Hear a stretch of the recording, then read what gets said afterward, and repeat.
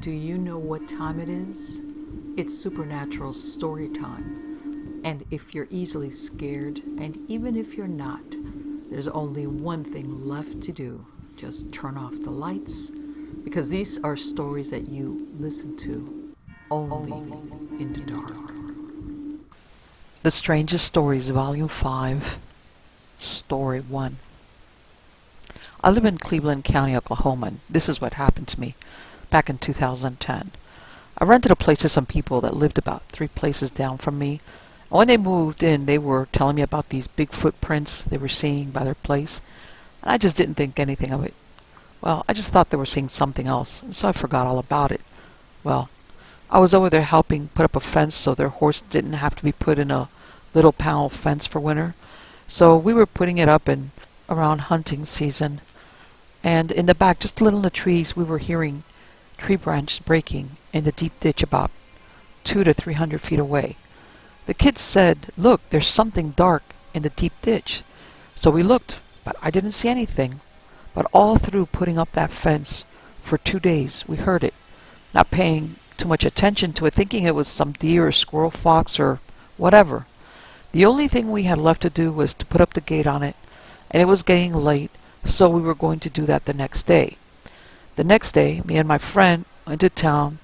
Her husband was at work, and her kids were at school, so we were trying to get back before the kids got off from the bus. Well, we pulled up to their place, and the kids came outside as we were getting out of my truck. It was about 5 or 5:30 p.m. It was daytime, not dark at all. Then we heard this god-awful screaming sound coming from the beginning of the trees at the fence line, in the back, where we had put the fence up. At that split second, I was thinking that 2 cats were up at the top of one of the trees, and I said, I'm going to run down there and scare them cats and the fighting. The only thing is, I ran down there and stopped right in my tracks. At the fence, standing right in front of me, was this big, and I mean big and tall, thing that had to be about 8 or 9 feet tall, brown, red kinky-haired thing. It had to be a Bigfoot. It had its back facing me, and I stared at it, and it took about 4 steps, and it was gone. Big steps, and it pushed them trees with its arms like they were little twigs. The trees, they were just swaying back and forth. I was in shock. My friend was right behind me, and the kids were behind her, and they saw the last half of it as it left, and they were saying, follow it, and I said, go ahead, I'm not. Not knowing what to do about this, we were just in awe. So we called the sheriff, and they came out and took our testimony and left. So far, it's gotten all their chickens, and the horse is going crazy and running around pawing the ground, and won't go to that back fence anymore. My husband heard this scream one morning, right in front of our house back in 2006.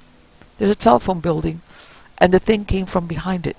My husband woke me up early one morning saying he was hearing Bigfoot out there. I thought he just wanted to wake me up.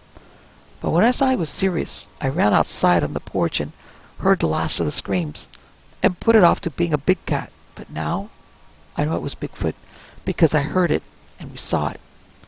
He or she, for that matter, was very tall. The head and body was very close together. The hair was not straight and shiny, but kind of kinky, maybe a little curly, and red-brown in color. Broad shoulders, long arms, stood straight up on long legs. The footprints measured about 16 inches. I went back over there to make sure of my measurements, and the footprints were 16 inches long, and the space from one step up to the next was 21 inches.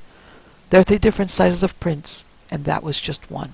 We think there's a family of them, so we're not wanting to let anyone know the area in fear of killing them unless we have to. I won't go into the woods anymore, even though before I was never a believer. But now I don't go in there without a gun and someone else with me, and I was never like that before. Story number 2. A retired engineer and I and my wife live in a clustered home community near the western edge of Portage County, Ohio. The community is surrounded by small sections of woods, marshes, and ponds. Our kitchen faces west towards a wooded area. From our kitchen window, my wife and I have watched deer, squirrel, coyote, and all manner of birds come out of the woods onto the grass area between our house and the edge of the woods. During the winter, we enjoy watching the tracks made by the woodland creature. There isn't a backyard divider between cluster homes, and our home is on a slight hill, so we can see hundreds of feet and many backyards. After the heaviest snow of the winter, approximately February of 2009, I noticed a bipedal track running out of the woods and up to my adjoining neighbor's home. The track then made a beeline back toward an opening in the woods and then disappeared in the brush. Initially, I thought it must be a neighbor walking behind the homes on what is referred to as the common area. But after a day or so of looking at the tracks, it dawned on me that the stride of the track was extremely long and regular. This was a little strange, because the tracks went up and down a drainage swale without changing length. It came to me that it might be a Bigfoot track. I pointed this out to my wife. She somewhat believed it at this point. 2 days later, my son visited with his kids, and I pointed the tracks out to him. My son and I have a kidding relationship, and he thought it was just my imagination at work. We discussed deer tracks, dog tracks, rabbit tracks, bear tracks, moose tracks, etc. All the things that it couldn't be, because it was bipedal, long, and straight. The next thing I know, he throws on his boots and coat and charges out to the yard, trying to lay down a parallel track by jumping along the side of the track to prove his old man was wrong. The short of it was that it proved just the opposite. He could not jump far enough in the snow to match the unknown track's stride length by 1.5 feet. My son's size 11 boot prints were half as wide and 4 to 5 inches shorter as well.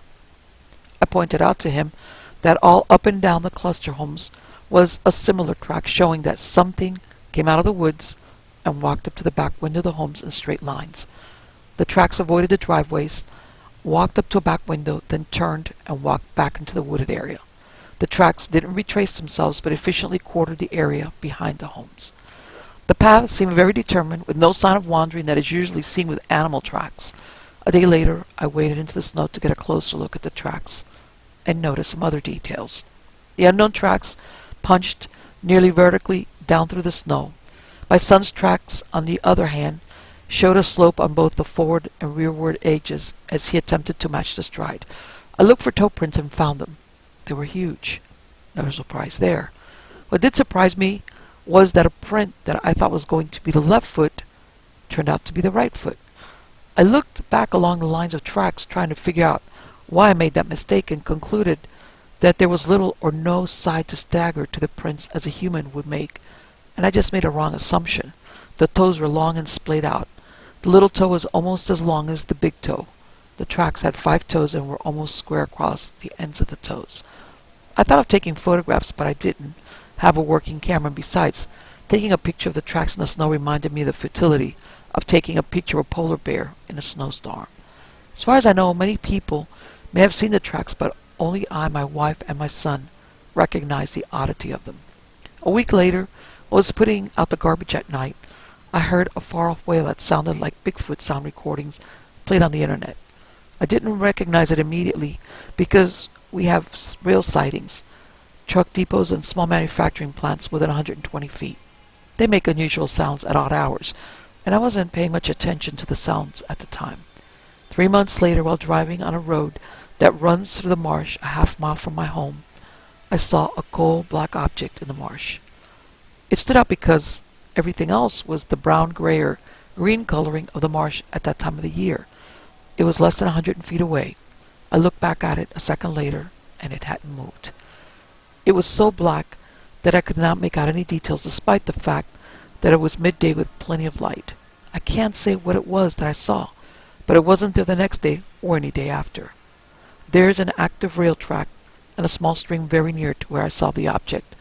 What I saw was an impenetrable black object sticking 2 feet or so above the marsh plants. It was shaped somewhat like a bush. It didn't look like a bear or anything else I could think of. If it was a Bigfoot, it must have been seated looking the other way with its head tucked down. I don't know what it was, but it's not there now. I did buy a new camera, so if something else comes up, I have a chance of taking a picture. Next story. This was about 1993, and I was a teenager. And before everybody had a cell phone in their hand, I used to live at a place about 13 miles outside of Meridian, Mississippi. There is nothing there but hunting and fishing man's dream. A lot of creeks, rivers, ponds, small lakes, woods, and old logging roads that went on for miles. Some relatives of mine owned a great deal of land close to where I lived, and on their land was an old logging road that went to a creek called Talahata. It is long and a winding creek. This creek in some places is as wide as most rivers, but it's always shallow until it rains. And on my property, close to this creek, they had built a simple one-room cabin for camping. It was built high on 5-foot telephone poles, for when the creek floods, it would be above water. I had camped there many times, but one fall night, when I went camping there, and the last time, I went with some friends, and there were 4 of us. We had been wade fishing all day and planned to stay there for the night. So we fished till dark and went back to the cabin and made a simple fire and hung out and drank some whiskey we had borrowed and cleaned lots of fish. We did that till about 11 p.m. and then all went into the cabin for the night and lit up a couple of Coleman lanterns, got a good fire going in the wood heater, and we laid down for the night. The next thing I know, I woke up to some noise in the cabin, and I looked while rubbing my eyes to see one of my friends almost jogging through the cabin from the door to his bed. And I guess I was the last to wake up, and I asked what they were all doing, and they said all at once that there's something out there. I rolled my eyes, turned away, and laid back down. And I said, there's nothing out there, go back to sleep. Just as I finished saying it, I heard the noise. It sounded like limbs breaking at a short distance away, and one of my friends yelled, "What the hell is that?" Another replied he didn't know. So let's just say I was awake now. I got up and tried to listen better, and I could hear it. When I put my ear to the wall, I could hear what sounded like something hitting trees and walking heavily through the woods next to us. I started to think what it could be. I knew it wasn't a buck. Rutting season is later in the year, and there are black bears here, but I'd never heard any commotion like this. Plus, it sounded like it was growling. Well, I was freaked out now. My friends and I grew up hunting, fishing, and camping in the woods, and are very experienced in sights and sounds of the woods and its animals, but I was not familiar with these types of sound and behavior. As I listened, I could hear pacing back and forth through the woods next to us, and it seemed to be breaking limbs. At one point, it made a loud noise like a growl, and then a large limb broke. I stepped back from the wall and asked, "What are we going to do?" One of my friends asked what we should do as well, and "What do you mean?" I said. "What if whatever that is tries to get in here?" A silence came over all of us as we were thinking about the same thing, protection. We scrambled to find what we had. I had a .38 snub-nosed pistol with 5 shells that I always take camping. We had a few knives and a machete and some long logs from a small wood pile inside. So I focused on getting some clothes and boots on, as did everyone, and all the while the noise had not stopped, and as we were spreading out in the cabin, it stopped. One of my friends thought it was gone. We listened, and I thought to myself, what if it's not in the woods anymore? What if it's closer? One of my friends went to the door that had the only small diamond-shaped window to look down the steps outside, and I yelled, "Don't open the door!" He yelled back that he was just going to have a look. He looked through the window for a while and asked for a flashlight. So we took him one, and he shined it outside for a while and didn't see anything. So he asked, "Do y'all want to make a run for the four-wheelers?" And I was trying to think how far they were, about 30 yards from the trail to the logging road. I thought that it was a very long walk, especially if that thing was still out there. We listened for a little longer, all of us still on edge. Then one of my friends asked, "What is it?" "A pissed-off bear. You think?" Another friend replied, "I don't know, but I can't stand this. We got to see what it is." I told him I was staying put. I'm waiting for daylight so I can see. 2 flashlights, 2 lanterns, and 1 little gun isn't enough for me. So everyone agreed and sat back down and waited, while one friend stayed looking at the door. It had been 10 or 15 minutes since we heard any noise. Then all of a sudden, a big thud on the backside of the cabin, halfway up the wall. We all scrambled to the center, and we yelled and cussed. We were yelling at whatever it was to go away. So at this point, I was pissed. I thought somebody was messing with us. So I ran to the wall. I heard the thud, and I banged back as hard as I could and yelled, "I've got a gun in here. Go away or I'll shoot you." Everyone went quiet to see if we got a response, but we heard nothing. So I put my ear to the wall to see what I could hear. What I heard still freaks me out today. It sounded like heavy breathing about waist down from me, and what sounded like a hand rubbing against the outside wall like it was trying to find a way in. I stepped back and looked at the wall. It was head level where I heard what sounded like a hand rubbing the wall. If you were standing outside, you would have to be almost 12 feet from the ground. As I was thinking about this, one of my friends said, "Did you hear anything?" But I said no. But they knew I did. So I said we might need to make a run for it. To the four-wheelers, I mean. We walked to the door and got ready. One of my friends said, "When I open this door, don't stop. Just run and crank them up. It don't matter who's driving. Just whoever gets there first."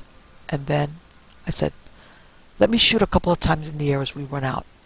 Two of them said okay, and the other friend said, "Why is that thing close?" I didn't want to say, but I said yes, and at that moment, my friend opened the door. I ran out and shot twice as I ran down the steps, and then I noticed I must have been running slow because I was getting passed up by my friends. So I sped up, and when we were at the four-wheelers, they cranked up and we were gone. We had them wide open all the way home.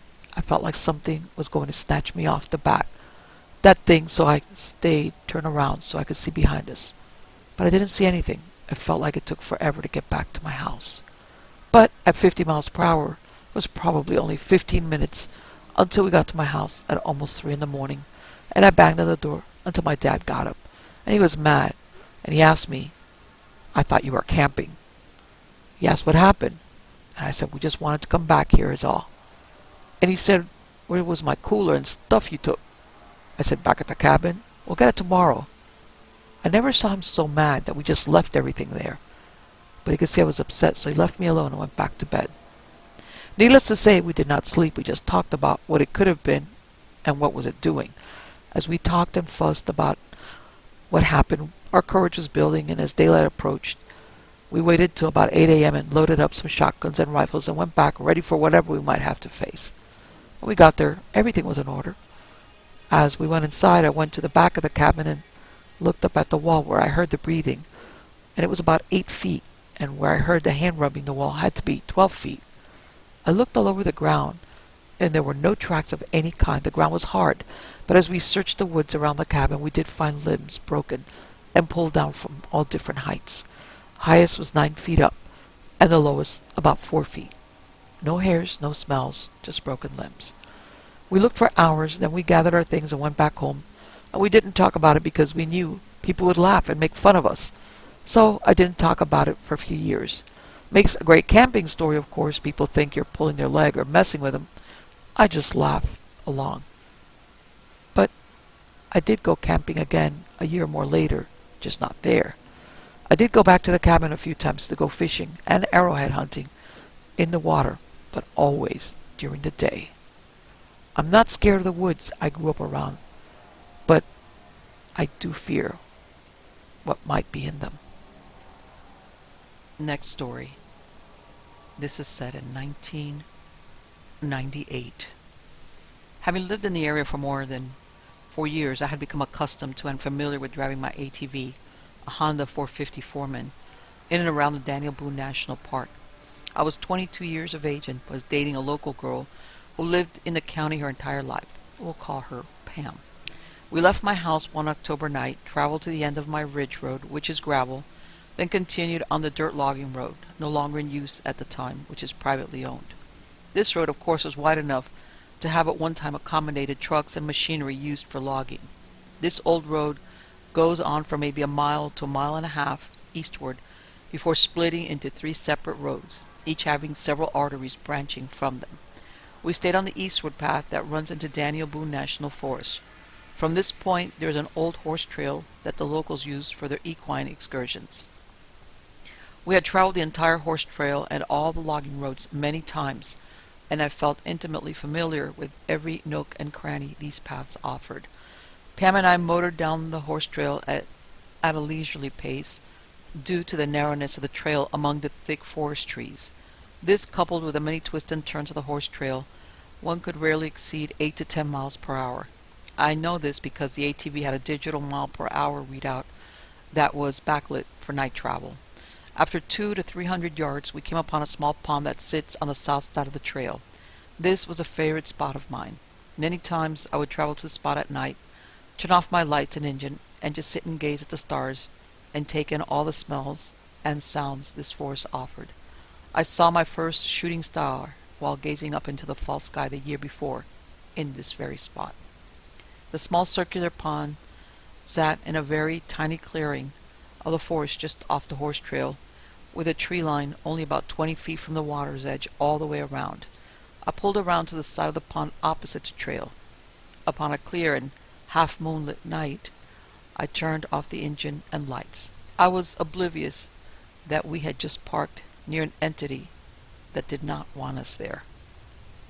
Fortunately, before we could even lift our butts off the seat to get off the ATV, there was a tremendous roar that came from the tree line directly behind us, probably no more than 40 or 50 yards away.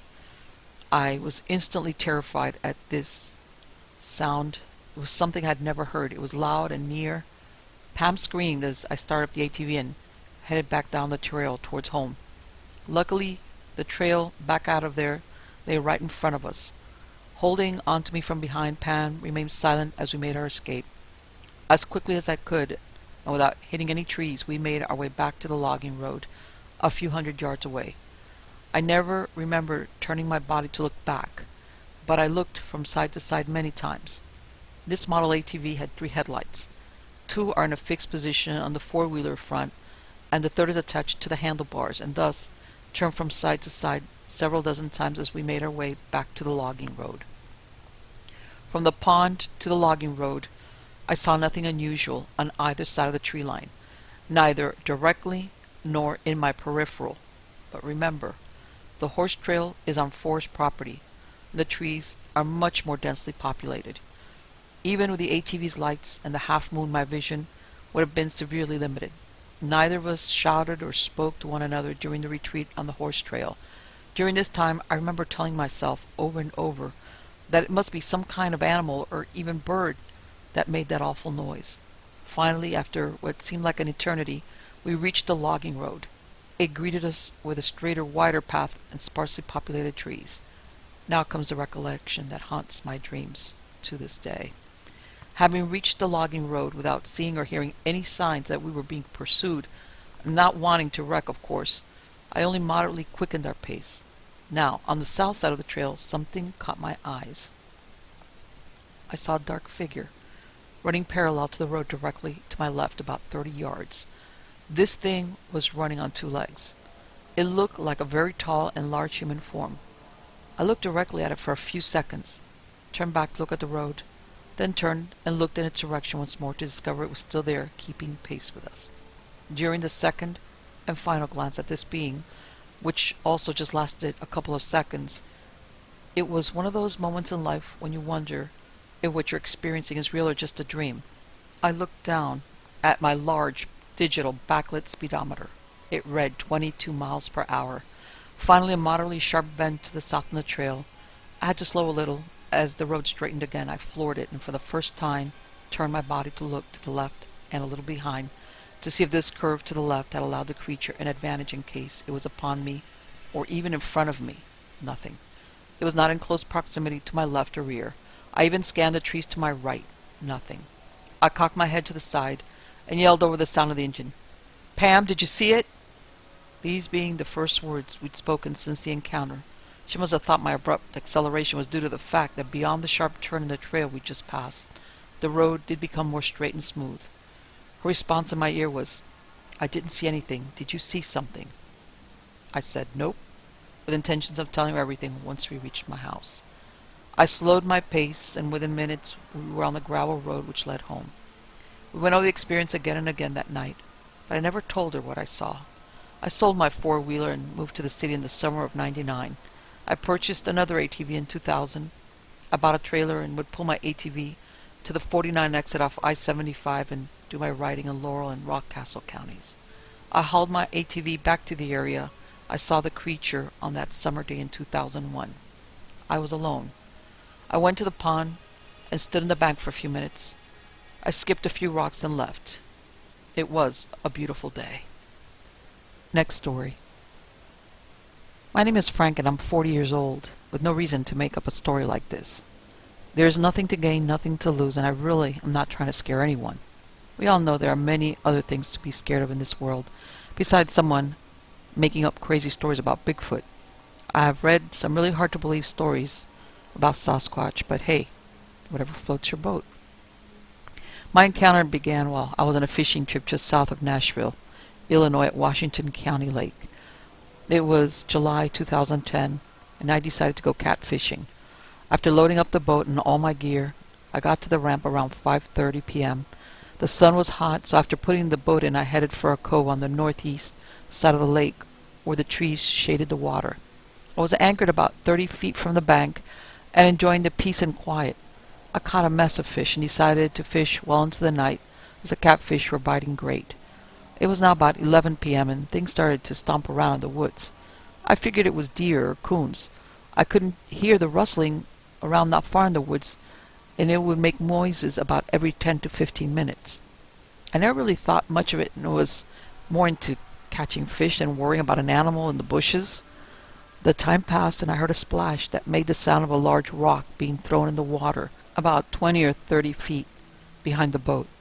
At first I thought someone was screwing around and threw a rock in the water. I looked at the clock. It was 1:27 a.m., now the 23rd, and after thinking it over, I decided it had to be fish because for someone to be that far back into the woods, they had to have walked a good distance and I would have noticed the light. Plus, as big as the sound of the splash was, they'd have had to be Superman to have thrown a large rock that far out into the water. I continued fishing and never heard any other noise, and after a bit forgot all about the splash. As the fishing died down around 3 a.m., I decided to pack it up and head for the dock.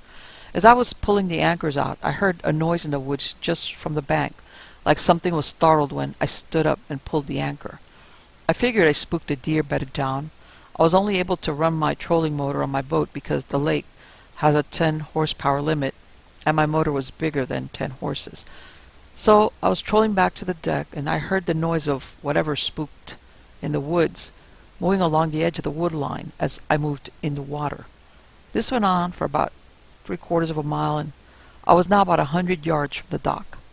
All around the dock, bait shop and bank, there are street lights in the dock area, and the woods thin out to none. As I reached this area, the movement in the woods stopped. Well, now I was curious as what the hell type of animal would follow me like that. I tied off the boat and walked up to the parking lot to get the truck when I heard a grunt sound. I opened the truck door and it grunted again. So I fired up the truck and shone my headlights towards the area where the grunt came from.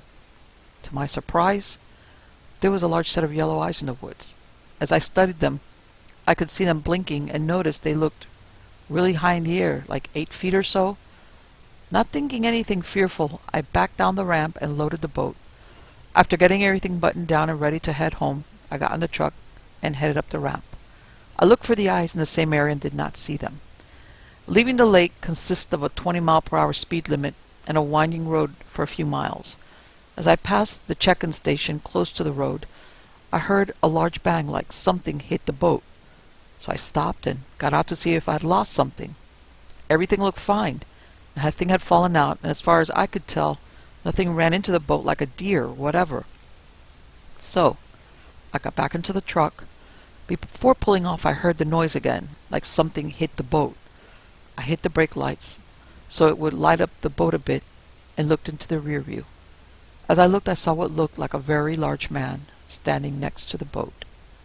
I was about to jump out and ask what the hell he was up to, when I got an eerie feeling and something just told me to drive. So I hit the gas with my eyes glued to the figure.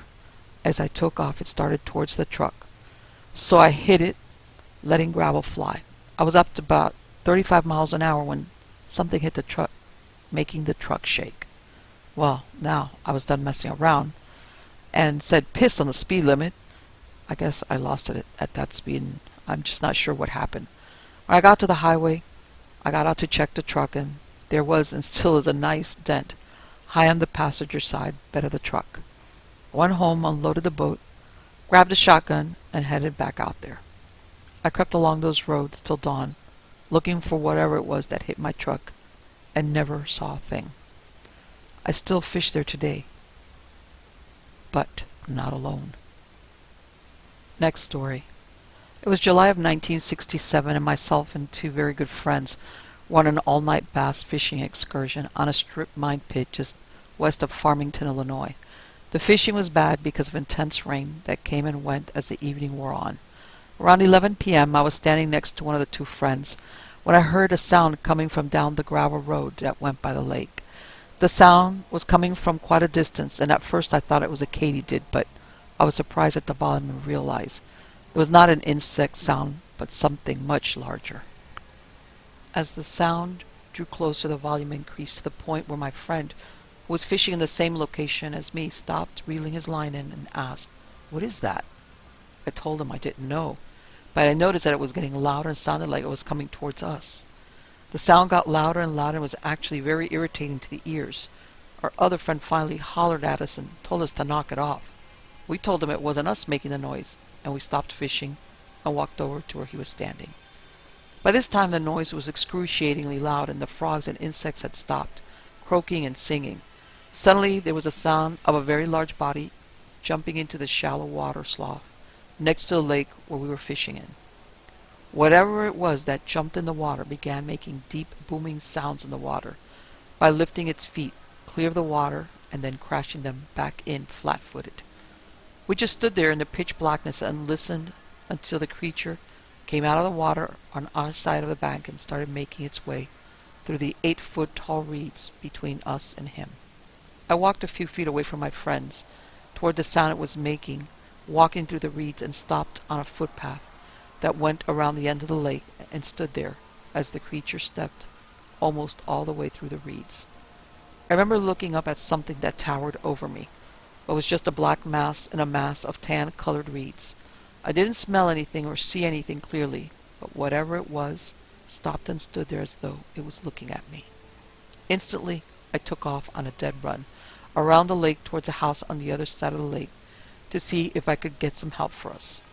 When I got back to the porch of the house, I heard a couple more splashes and saw by the dim porch light that my friends had jumped in the water, and one of them had drawn his knife and was hollering for me to get back over there as the thing was standing just a few feet away. I took off running, and when I got to the other side in 20 seconds or so, the creature had backed off and was now in the reeds again. It jumped back in the water and got back out and approached us again, and this time the three of us hid underneath an overturned John boat that was lying on the bank. The creature stomped around the boat, and I got the knife from my friend and prepared to stab at any finger that attempted to lift the boat off of us. But the creature just went back to the slough and jumped back in. It walked up and down the slough for the rest of the night, screaming in a sound that was ungodly, until the sun was about ready to come up, at which time it went back down the gravel road in the direction it had come from and gradually out of our hearing. Our encounter with this creature lasted for at least 5 hours, and I will never forget it and the terrorizing effect it had on me and my friends. It happened over 45 years ago, but it seems like it was just last week.